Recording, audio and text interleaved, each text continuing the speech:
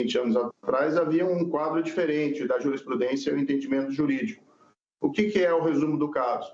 Esse indivíduo, né, esse ex-deputado, ele fraudou um consórcio, o consórcio Garibaldi, e a gente fez um acordo, o Ministério Público fez um acordo com ele, eu homologuei esse acordo, e o principal objetivo era restituir dinheiro a 4.500 consorciados que tinham sido lesionados.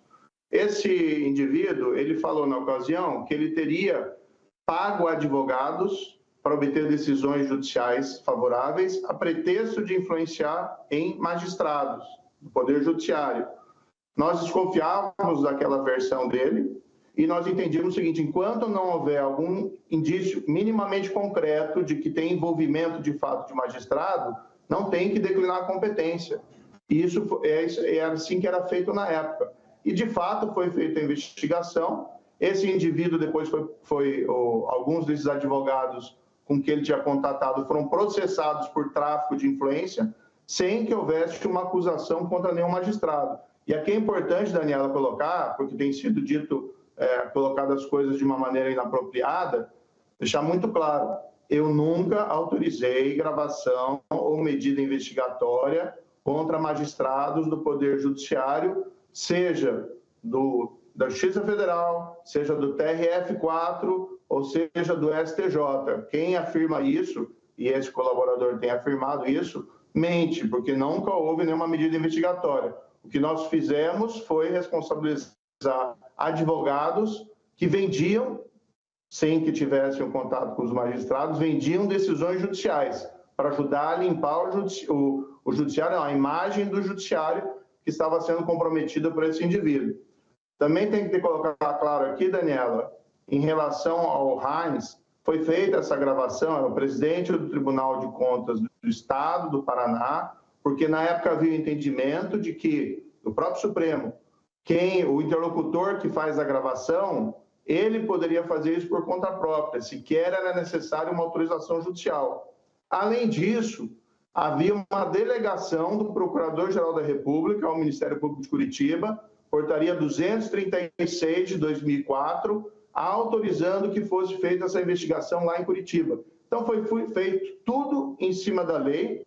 Também não é correto dizer que esse processo tinha sigilo total. Essa investigação, depois, ela instruiu ações penais que foram propostas em relação a ela, e a própria imprensa divulgou essas investigações em 2006, reportagem da Folha de São Paulo, do Rubens Valente. Então, não tem nenhuma novidade nisso em relação a esses fatos. Senador, vamos por partes, então, que o senhor engatou, e tudo bem, a gente vai fatiando e a gente vai passar por todos os itens que o senhor elencou. O sigilo total, senador, está na capa do processo que o senhor despachava, em todos os novos volumes, está lá. E por várias vezes o senhor registra... Essa era a prática, porque era um processo físico, não era processo eletrônico. Perfeito. Então, a gente colocava sigilo na fase de investigação, depois disso instruiu denúncia. O advogado, o tal do Bertoldo, que foi condenado, o processo foi instruído com cópia do acordo, com cópia das peças de investigação em relação a ele, tudo isso era público. E foi objeto, como eu disse para você, reportagem da Folha de São Paulo de 2006. Vou tratar sobre esse assunto. Valente. Só um instante, senador, senão a gente ainda está longe, aí fica mais difícil para quem está em casa, aí não ouve nem o senhor, nem eu. O Rubens Valente, meu colega, trabalhei com ele por anos na Folha de São Paulo, ele faz uma reportagem em cima da denúncia do Ministério Público, que é pública, e eu também tenho acesso. Esta denúncia trata do ponto de vista do MP a partir da conclusão de uma parte dessa investigação. Mas o senhor afirma, jamais houve processo investigatório sobre a atuação de integrante do STJ. Ora, o senhor conduziu um depoimento, está aqui, nós já exibimos, pessoalmente, a inquirição no dia 16 de dezembro de 2004. O senhor pergunta, senhor Antônio Celso... Dia do adiantado da hora, me parece que a coisa já estava se arrastando há algum tempo. Eu vou colher apenas o depoimento de um ponto específico, é o que o senhor diz.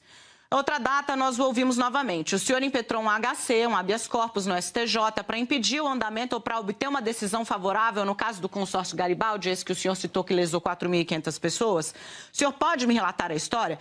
Ele conta que havia dado um dinheiro para esse advogado mencionado pelo Moro, o Bertoldo, R$600 mil para comprar uma decisão.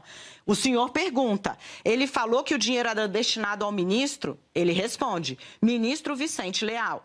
E o senhor pergunta, o senhor pagou esse dinheiro para ele? Ele vai respondendo. São 7 páginas, doutor, sobre isso. Paguei. O senhor continua, 600 mil, 600 mil. O senhor pagou como esse dinheiro? O senhor tinha o depósito desse dinheiro, do comprovante de repasse desse dinheiro, porque aparece no processo também. O senhor segue e pergunta. Ele falou alguma coisa? Ele falou, aí responde o investigado. Chegou a falar que para chegar nessa decisão ele começaria pelo escritório do filho do ministro. O senhor pergunta, o filho do ministro Vicente Leal, esse assunto, doutor, ele volta de novo em depoimento prestado 10 dias depois, novamente ao senhor. Ele é inquirido pela Polícia Federal, prestando informações adicionais ao senhor, e sempre 2 ministros da STJ são insistentemente mencionados, assim como sua família. O Vinícius Leal, que inclusive se aposentou sob suspeita mesmo de venda de sentença, mas num outro caso, e o Paulo Galotti. O senhor entende que esse interrogatório, esse questionário extenso, isso não configura um ato de investigação na primeira instância sobre integrantes do STJ? Claro que não, Daniela, porque você não pode considerar a palavra de um criminoso, como é esse indivíduo que estava depondo, como prova. Então, ele afirmava, e veja, ele nunca teve contato direto com o ministro, e ele afirmava que ele pagou o advogado que dizia que estava comprando a decisão. Antes de nós termos qualquer elemento que indicasse que, de fato, havia o envolvimento do ministro, não cabia remeter o processo. Tanto assim que a investigação prosseguiu, nenhuma medida investigatória foi tomada em relação ao ministro ou pessoas à sua volta, e quem foi denunciado no final foi o advogado, e foi condenado, inclusive por outro juiz, e foi condenado também em segunda instância pelo crime de exploração de prestígio ou tráfico de influência, sem envolver o magistrado. Então, o que se fazia naquela época? Se não havia elementos concretos que indicassem a participação em um delito de autoridade com foro, não se encaminhava ao STJ, não se encaminhava ao TRF4. Mas eu repudio, mais uma vez, qualquer afirmação no sentido de que não eu tenha investigado, que eu teria investigado ministro do STJ ou juiz de primeira instância ou qualquer coisa fora da minha competência. Nós fizemos exatamente como determinava a lei e era o entendimento da jurisprudência na época. No fundo, nós estávamos combatendo o quê? Esse exploração de prestígio, advogado que estava vendendo o ministro sem o conhecimento do próprio ministro. Tanto que foi o resultado dessa investigação. E, mais uma vez, o processo era físico, não era digital na época. Então, se colocava nesses processos investigatórios sigilo total. Quem tinha acesso? O Ministério Público, o juiz e a polícia. Quando encerrou a investigação, esse processo instruiu as ações penais que foram propostas contra esses indivíduos. Claro que a parte pertinente a eles. O acordo do Tony Garcia foi amplamente divulgado lá no Paraná em 2005. Por quê? Porque o objetivo principal qual era? Restituir dinheiro aos consorciados. Eram mais de 5 mil, Daniela, que haviam sido lesados. Esse indivíduo roubou mais de 5 mil pessoas no consórcio Garibaldi e nós recuperamos parte desse dinheiro e conseguimos indenizar parte desse dinheiro. Agora, o que ele falou, nós nunca consideramos aquilo como verdadeiro. Por isso até que foi entendido, para que nós possamos dar prosseguimento a qualquer investigação em relação ao que esse indivíduo está falando, já que ele é um estelionatário que não tem credibilidade, precisa ter gravação. E aí ele foi gravar o advogado, aí ele foi gravar algumas outras pessoas, mas jamais realizou gravação de algum magistrado do Poder Judiciário. E no caso do Reis, como mencionei, foi por conta daquela delegação que houve do PGR na época, portaria 236, tá, de 2004. Isso pode ser verificado. E do outro lado, no base daquele entendimento, que o interlocutor poderia fazer gravação independentemente de autorização judicial. Doutor, eu vou precisar seguir porque eu tenho um terceiro assunto a abordar com o senhor sabe, a gente encaminhou os pedidos para a assessoria, mas antes eu queria fazer uma pergunta sobre um aspecto específico. O senhor tratou várias vezes aí a respeito desse colaborador, ele foi condenado por gestão fraudulenta. A pergunta que eu faço me causou muita, para usar um termo caro aí ao judiciário, muita espécie. A própria Polícia Federal ter transcrito uma conversa do senhor com esse colaborador que o senhor chama de criminoso quando ele era seu réu. Eu queria entender se na ocasião era comum ou se era, de certa forma, uma praxe, porque depois na Lava Jato, muitos anos depois, 10 anos depois, o senhor se notabiliza por uma distância muito forte da defesa e dos réus, inclusive para poder manter ali, digamos, essa postura, essa atitude que deveria ser de equidistância. Mas nesse caso o senhor fala pelo telefone com o investigado. O senhor tem a transcrição dessa conversa? Porque a PF faz um relatório muito sucinto a respeito dela. Ela está no processo? Por que falar com o seu réu pelo telefone? Daniela, eu não tenho esse processo, tá? Eu me afastei da justiça já faz 5 anos, sou senador. Tá? A minha defesa não teve acesso a esses autos do Supremo, embora nós tenhamos pedido. Eu até fico na dúvida como a Globo News teve acesso a esses autos, porque nós não tivemos. O fato é que não me recordo de ter falado ao telefone com esse indivíduo, mas se falei algo, não falei nada impróprio. Inclusive, eu vi essa informação de que havia um telefonema, coisa assim. Esse era um colaborador, um criminoso, que era muito insistente, ele queria toda hora falar com o juiz. No máximo que eu tenha falado com ele, eu posso ter falado alguma coisa sobre o acordo, esclarecer algum ponto do acordo, já que era o juiz e ele era o réu. Eu sempre recebi advogados, normalmente falava só com os réus nas audiências ou nos processos, mas talvez tenha acontecido alguma questão específica. Agora, você tem informação que tem algum conteúdo inapropriado nessa conversa com o tal do criminoso? Não tem, porque se tivesse já tinha aparecido. Porque, na verdade, Daniela, nós que trabalhamos na Lava Jato, nós estamos sendo vítimas de uma perseguição política realizada pelo governo Lula. Eu estou sendo investigado, por exemplo, porque eu devolvi 2 bilhões de reais roubados da Petrobras.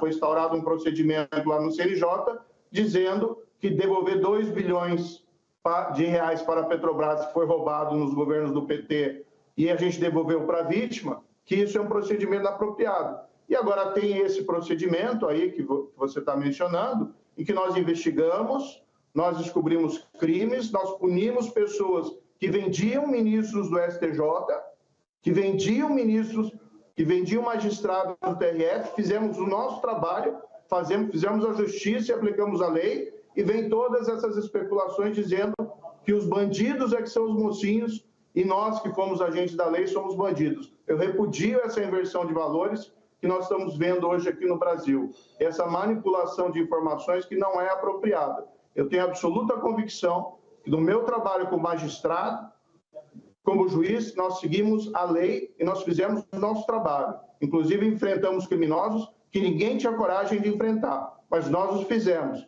E faríamos de novo, mesmo pagando esse preço dessas contínuas difamações e perseguições políticas durante o governo Lula. Senadora, eu acho a manifestação de cunho política do senhor, ela é legítima. Eu só preciso aqui colocar que tudo que nós estamos fazendo aqui, senadora, é entrevistar papel valorado pelo senhor, assinado pelo senhor. Eu vou fechar, volto com o senhor, eu vou trazer esse último documento, volto com o senhor para o senhor concluir a sua explanação, mais do que a sua defesa, o seu ponto de vista, no tempo que precisar. Peço que fique comigo, por favor, não vai tomar mais de 1 minuto e meio. Eu preciso seguir também aqui com o jornal. A gente traz para você também um despacho, decisão do então juiz Sérgio Moro, ainda sobre esse caso, no qual ele coloca ali que, em tese, né, a gravação de conversa com conhecimento de um dos interlocutores não caracterizaria, propriamente interceptação. Seguem os destaques aqui. Moro cita a legislação dos Estados Unidos para justificar essa ofensiva e classifica os fatos relatados pelo acusado como bastante graves e, em relação a ele, pouco se vislumbram outras possibilidades probatórias, senão através de delação premiada e escutas telefônicas e ambientais. Então, hoje fala como... você estava acompanhando como o ex-juiz hoje trata do assunto e como era na época. Fecha aqui um pouco qual é a última argumentação. Moro diz, crimes contra a administração pública são usualmente complexos e ele já cita ali um dos mestres da Manipulit, um dos membros da equipe, né, que se fez operação mundialmente famosa em uma espécie de espelho, horizonte para a Lava Jato. A corrupção envolve quem paga e quem recebe. Se eles se calarem, não vamos descobrir jamais. Doutor, senador, eu entendo que o senhor via a forma, está aí a assinatura dele, fevereiro de 2005. Eu entendo que o senhor via, primeiro, né, as escutas como única forma de elucidar, e o senhor cita também nesse despacho exatamente o que deveria ser explicado, que estaria das folhas 12 a salvo 20 do processo, que são exatamente os anexos do que Tony Garcia havia prometido, e esses anexos citam STJ, TRF, desembargadores da magistratura paranaense, o presidente do Tribunal de Justiça do Paraná na época, desembargador Otto, alvo também de uma série de questionamentos tanto do Ministério Público quanto da Polícia Federal no curso do processo, que o senhor disse não ter investigado magistrados. O senhor viu tudo que a gente trouxe, a palavra está aberta para você, senador. Daniela, se tiver alguma gravação nesse processo, já que você teve acesso à gravação de áudio de magistrado do Poder Judiciário que eu tenho autorizado, eu renuncio ao meu mandato de senador.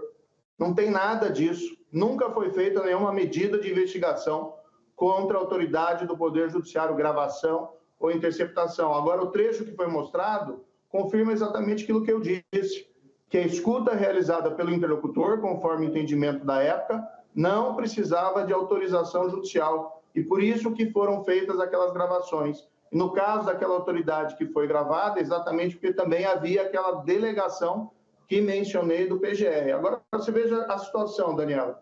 Esses fatos são de 20 anos atrás. Desculpe aqui a falar sinceramente, mas se eu tivesse cometido um crime muito grave lá em 2004, estaria prescrito. Então, por que se está investigando fatos de 2004 e 2006, que não são crimes, que na verdade demonstram a correção do que nós fizemos?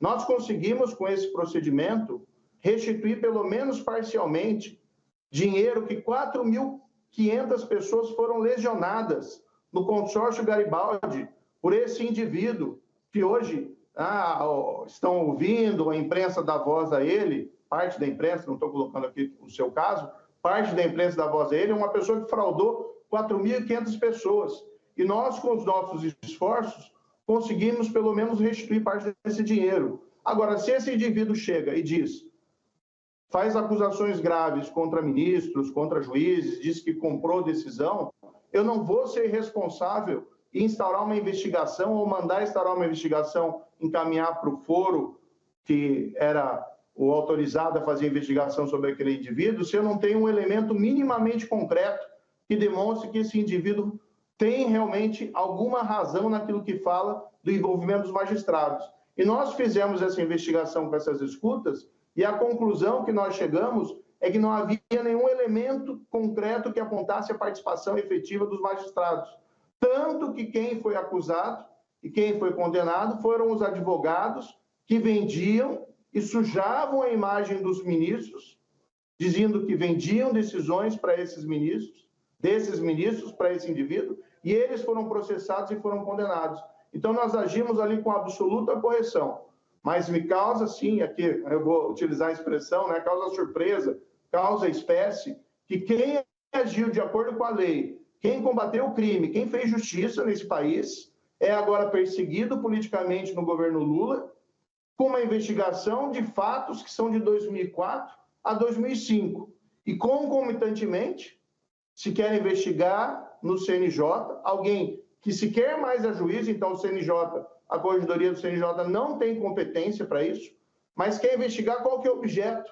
Vamos dizer a verdade, a devolução de 2 bilhões de reais roubados para a Petrobras, a vítima. Então, esse país vive uma inversão de valores que é provocada por essa perseguição política que é estimulada pelo governo Lula. E, sinceramente, eu acho que nós temos que olhar para frente. Eu tenho trabalhado ali no Senado, apresentando meus projetos, aprovando projetos, principalmente relacionados à segurança pública. Infelizmente, hoje eu não vejo o clima para aprovar projetos que aprimorem o combate à corrupção, porque o governo não vai deixar passar nada, mas pelo menos na segurança pública eu vejo uma brecha e tenho tentado fazer isso.